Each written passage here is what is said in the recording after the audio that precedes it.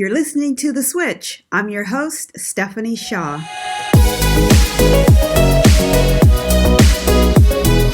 Hey, welcome to The Switch. I'm Stephanie Shaw. I'm a multi-certified holistic nutrition coach who, after finding no success with the 18 doctors and 2 world-renowned healthcare facilities I visited, decided I needed to make a switch and take my health into my own hands. Now I'm obsessed with you getting hormonally balanced and emotionally aligned. This podcast is about education, empowerment, and simple no-cost strategies you can implement right now. I'm so excited to be here with you to talk about all things health, beauty, clean living, and mindset. Ready to take your mind and body to the next level? It's time to make the switch. Stacie Kiselman of Sick Employment joined me for today's podcast. And before I ended the conversation with Stacie, I have to admit I cried.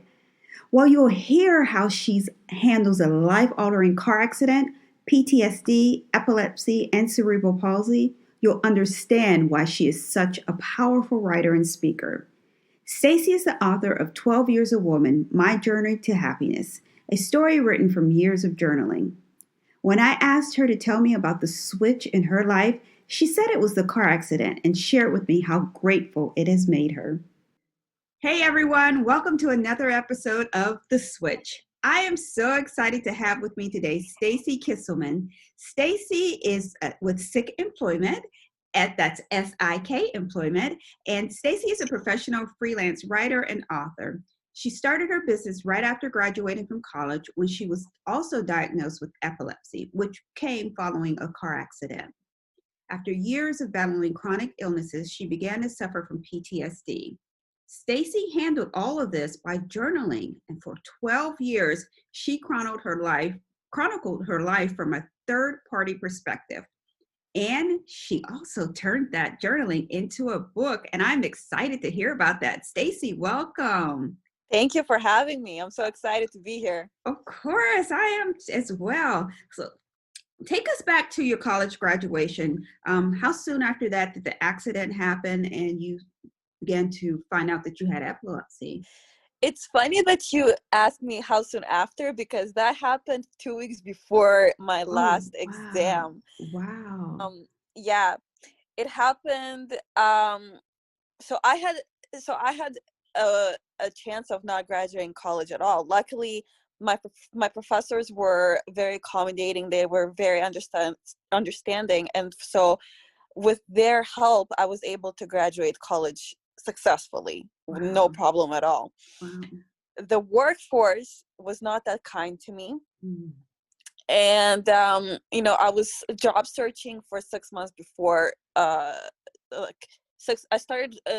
started job searching 6 months before graduating college. Mm-hmm. And then I continued on after the car accident and after graduation, but I had no luck.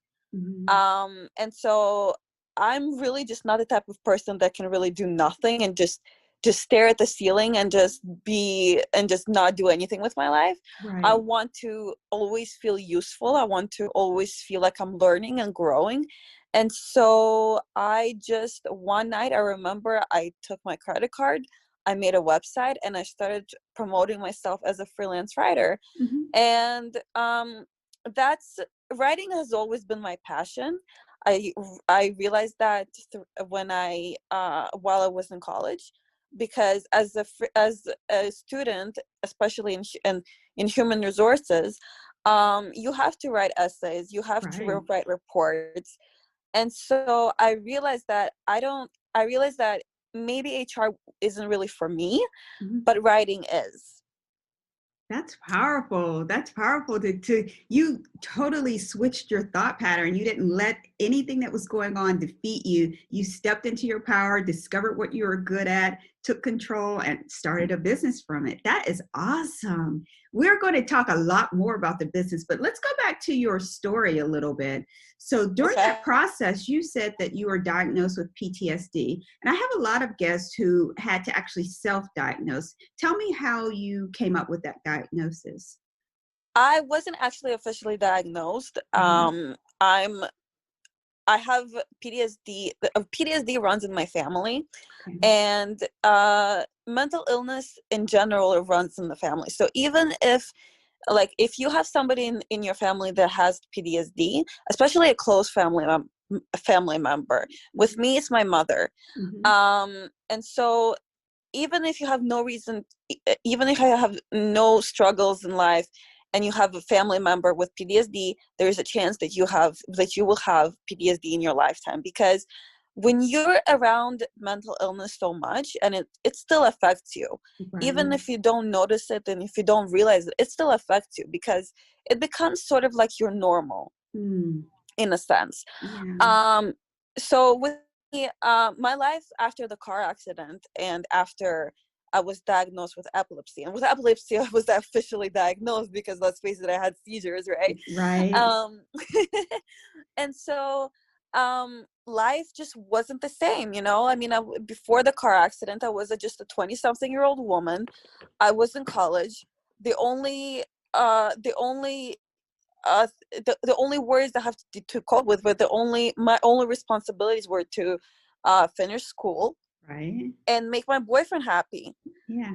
And then suddenly I get into a car accident. I'm working, and then I have epilepsy, and my lifestyle changes, right? And the life that I used to know is not there anymore, and the person that I used to know is not there anymore. So that was very difficult to adjust to.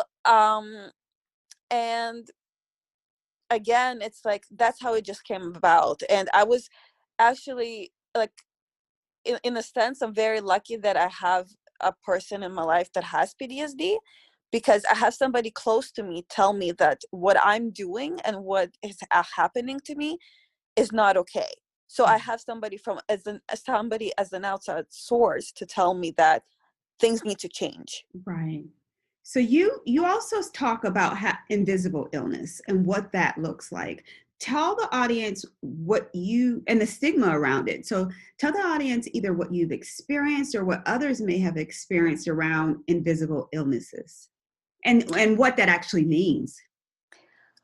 Well, I also have cerebral palsy, which is a Mm. physical disability. However, I've worked so hard all my life, um, making it an invisible disability in my case. Hmm. And again, like, it's also all thanks to my parents, because I mean, if when you look at someone's life, right, it's like watching a movie, right?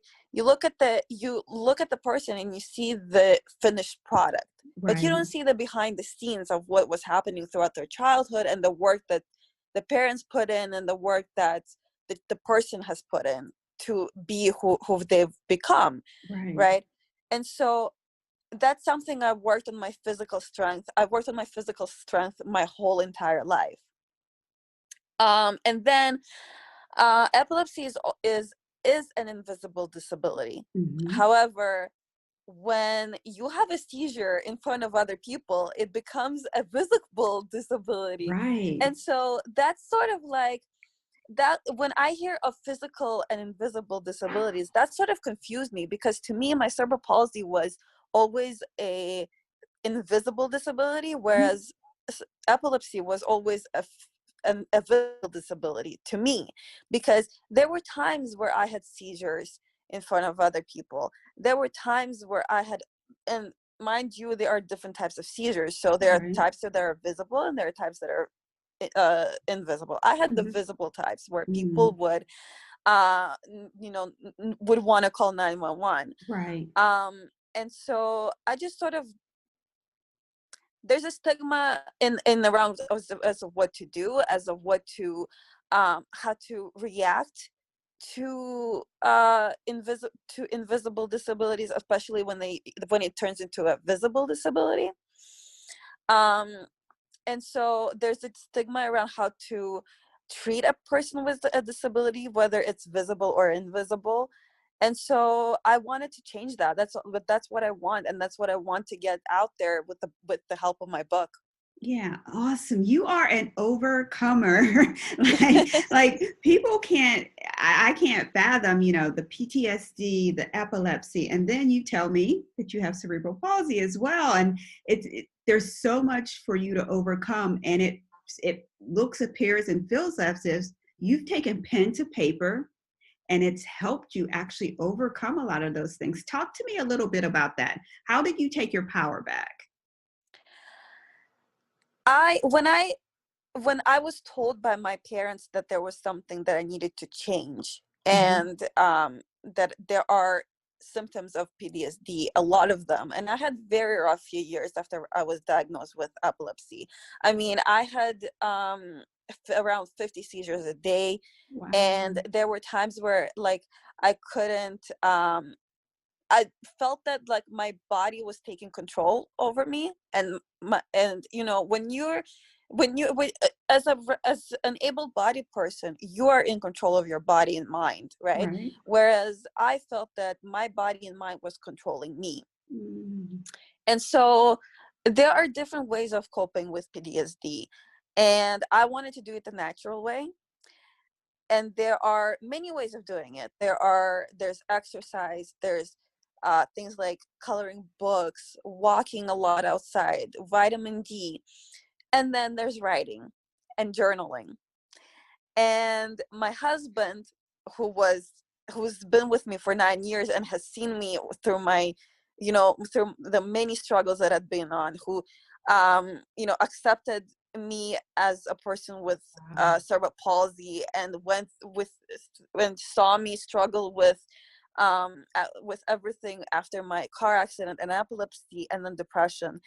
So he suggested that I start journaling my life and everything that I had gone through. And there's another storyline in my book, which I will not talk about publicly, but it was a very tough period in my life. Mm-hmm. And it explains a lot as to what I'd been through as well. Okay. And so that was something that I never dealt with in general, like as I should have, I would Right. say. Right. um but it really was a struggle for me and my husband to watch together and apart. Mm-hmm. And so I really so I started writing and I started journaling, and I started writing bit by bit, like every like 30 words here, 30 words there, and then it just continued on. That was a year and a half ago. And then I started, as I was working on my health, I just read other people's stories, Uh-huh. and I realized just how many people out there are overcoming what I've been through. I mean, 1 in 26 people are diagnosed with epilepsy in their lifetime. 1 Wow. in 4 are diagnosed with PTSD, and Wow. there are many people who have survived car accidents. There are many people who have cerebral palsy. And so I realized that, you know this journal shouldn't just be seen by my eyes only. This should be Mm. seen by many people, and it's not just for those that have gone through the same thing as I have, but it could be like a learning experience as well. Yeah. That So is so I saw this journal as really just an opportunity. right. That it like almost brings a little tear to my eye. Not like, oh, I'm sad for her, but like how proud I am. Like, this is awesome. You've overcome so much. This is so touching. Tell me, you wrote the book in a third person perspective. Talk to me a little bit about that. I wrote it in the first person perspective Okay. because this is a diary, right? Okay. So I wanted when I think of my readers, I want them to feel like they're having a conversation with me. Mm-hmm. And I felt that it was important because, as somebody that had gone through it, I mean, um and I got this idea because when my husband, who was my boyfriend at the time, Mm-hmm. I met his family. And his family was his father was very much against him being with me because of my cerebral palsy. Right. And one thing my now father-in-law did Mm-hmm. was gift my husband a book about cerebral palsy. So this And is kind of like a na na na na yeah, na. yeah, exactly. And I mean, my husband never read the book. He wasn't Right, interested in it. right. And I read it because I was just interested in what the life could have been like for me, right? And it was a pretty good book, Hmm. very believable. And it said that things like people with cerebral palsy can't live normal lives. They can't finish school. They can't work. They'll be in a wheelchair by the time they're 40, Oh, things like that. And I mean, it was a pretty good book, but felt like it was a book written by a doctor that retired probably in 1975. yeah. And so I realized, so when as I was journaling, I remembered that book. I remembered reading that book about cerebral palsy, and I realized that, you know what, maybe people should read books from a perspective of a person that has actually gone through those Yes. illnesses and has Yeah. actually overcome those um hardships in life that it's that the readers are overcoming Right. at that time that they're reading it, because again, it's all about being able to relate to a person, right? Because let's face it, doctors don't know much of anything, and doctors can say, here, do this, do this, do that. Doctors say a lot of things that aren't true. And I Yeah. wanted to be an example of what can be. Right. Oh, I love that. After my podcast airs, I'm going to think every medical professional is going to come after me because like every guest are like, yeah, don't listen to your doctor. If you're having a heart attack, go to the doctor. But also realize, just like you said, there are other more natural ways to actually overcome anxiety, depression, even weight gain. You can journal your way to healthier eating habits. Journaling is so powerful for your mind. I love it. I journal for anger. Like if I'm really, really, really mad, I can like write like 10 pages super, super fast. But then when you go back, read, give yourself time to calm down. You don't always need to express everything that goes through your mind. So there, Exactly.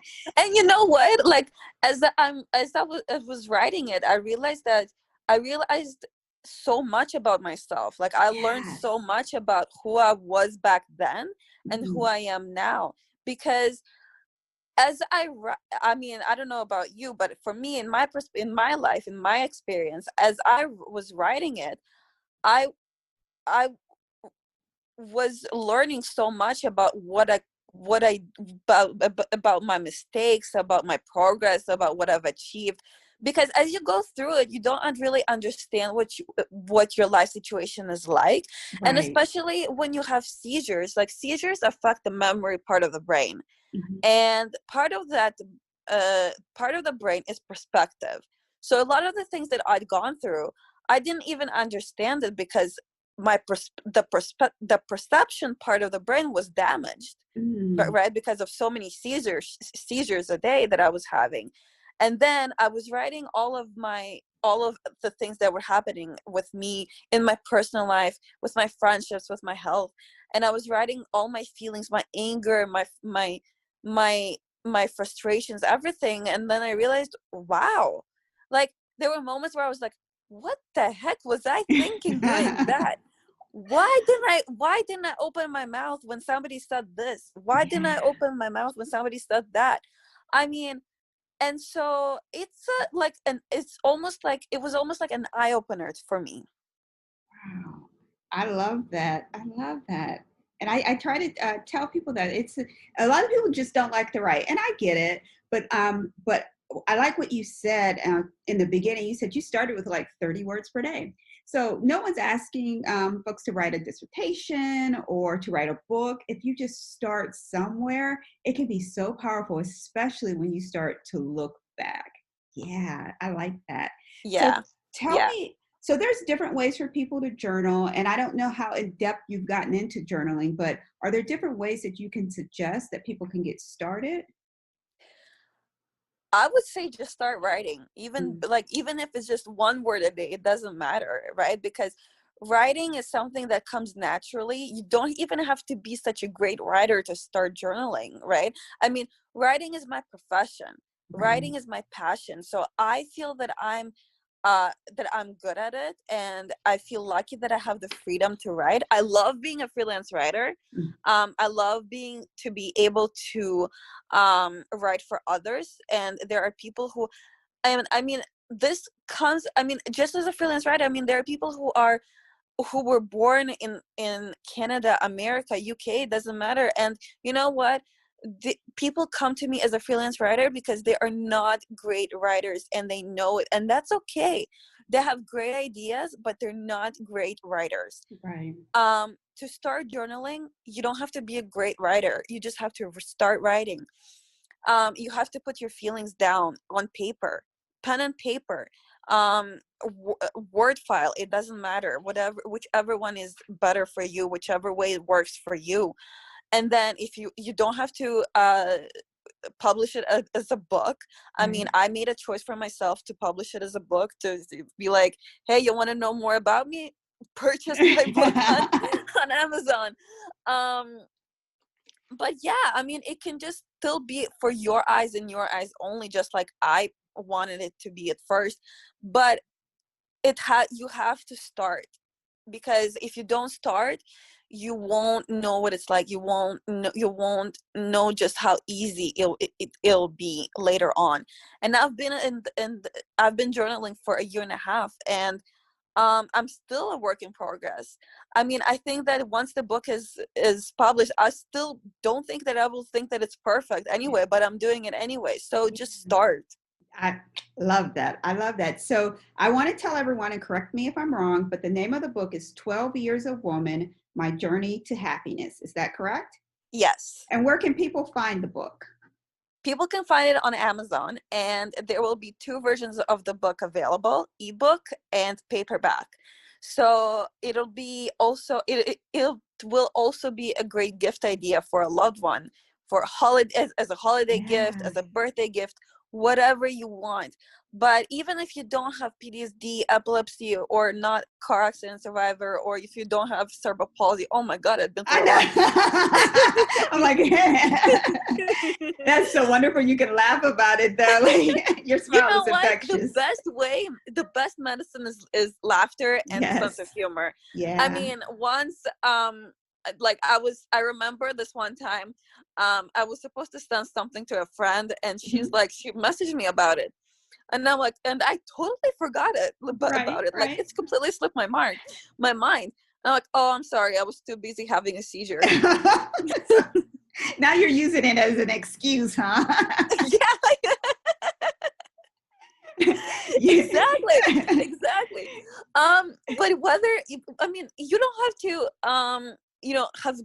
it doesn't matter if you've gone through all the things that I've gone through, similar things, or some of those things. It could be a learning experience for you. It can be something that you share with others. And one thing I want to say is, you don't you won't know, because um you might not know this, but you might know somebody in your life that has epilepsy or depression, or has gone through a car accident, or has cerebral palsy, but isn't telling you, because let's face it, it's all a battle. Yeah. Invisible illnesses are a battle. It's a private battle. Mm. And again, just to show some statistics, 1 in 26 people have epilepsy, 1 in 4 have PTSD. Many people, and you know and again, you just don't know what other people are going through. And That's very true. so just be kind, be mindful, and learn. And that's one way. And my book is one way of doing it. Yeah. So I always ask people to leave a tip with everyone, but I think you just did that, to be kind and to be mindful of people. And you don't know what someone is going through, because that waitress that may give you a little bit of attitude, or that clerk that may give you some attitude, you don't know what happened to him or her that day. So just being kind. I like that. That's some perfect advice.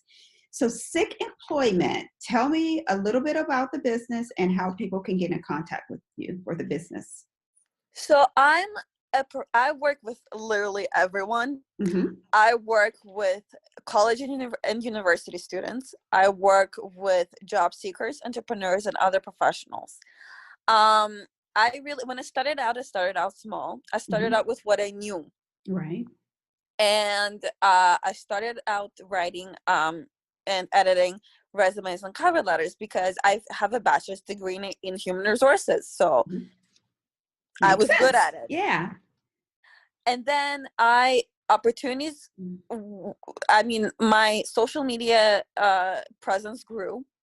Opportunities came, and I grew. Really, I just started promoting myself more and started offering more services. And so I write things like resumes, cover letters, website content, um, blog posts, um, marketing and and business plans, scripts, speeches, Wow. and so there's no limit to what I can offer and what content I can offer.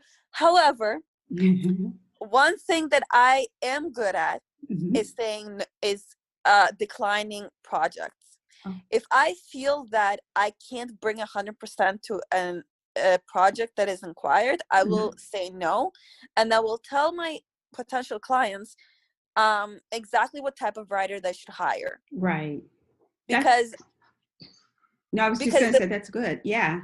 yeah because the whole I think the best practice to be a good entrepreneur is learning how to say no, which a lot of entrepreneurs do have trouble doing. I Right. had a lot of trouble doing it because, let's face it, we all want the same client, we Yes. all want money, Yes. right? We all need to pay rent. Yes. But again, um, if you can't bring 100% to the job, don't do it. Right. I love that. So folks can find you at sikemployment.com, and I'll make sure that there's a link for that at the bottom, and then that there's also a link for your book. But before we go, first of all, thank you so much. I really appreciate you opening up to me and to the entire audience about this. This has been really great conversation. Before we go, I always ask everyone, what is the one switch that you've had in your life that's either changed the way that you think about yourself, the way that you act toward yourself, or the way that you react to other people's? What has been your one switch? Wow, I have a lot of switches. I would say the car accident was a switch because Mm, it changed my perspective and my life so much. I mean, what was important to me before the car accident is not important to me anymore. Um the what worried me so much before the car accident seems so small to me anymore. Seems so small to me now. I mean, it's like I got a second chance at life, oh, really. wow. And so for me, I don't take anything that I've been through for granted. I don't take um my life for granted. I don't take the people in my life for granted. I'm grateful for all the people that were in my life and aren't anymore. I'm grateful for the people that are in my life now and are in my life. And so I'm just grateful for the car accident. I have a friend that has bipolar disorder, and Uh-huh. he recently said to me that he's grateful that he has bipolar disorder, and I'm like, oh my god, like that is true. Like, I am so grateful that I was in a car accident. I'm so grateful that I have epilepsy. I am so grateful that I have PTSD and I have cerebral palsy, because you know what, if I wasn't Mm, if I didn't go through all the things that I'd gone through, I would still probably be the same 26-year-old woman, right? That went to parties, that just went to parties and clubbing, and that didn't nothing mattered to her. But now I'm like this 30 something year old woman, and I'm a businesswoman. I'm trying to be the best that I can be. I'm attempting to. I'm hoping that I'm good at it. I'm yeah. really but and I'm continuously just want to learn and grow from myself and from other people. Yeah. Oh, Stacie, you have so much power. So much Thank you. power. Ah, this has really touched me. Again, thank you so much for spending this time with me. Your words are so powerful, and I'm listening, but I'm also thinking like, how do I how do I put more gratitude into my life? Oh, it was powerful. Thank you so much. Thanks again, Stacie. And to everyone else, here's to your health. I am so excited for you because you just finished another episode of The Switch, which means you are the fierce person I already knew you were. If you're ready to join an exclusive group of other fierce high performers like you, a group where you can bounce ideas off one another and ask questions, be sure to join our exclusive Facebook community. You can find the link below.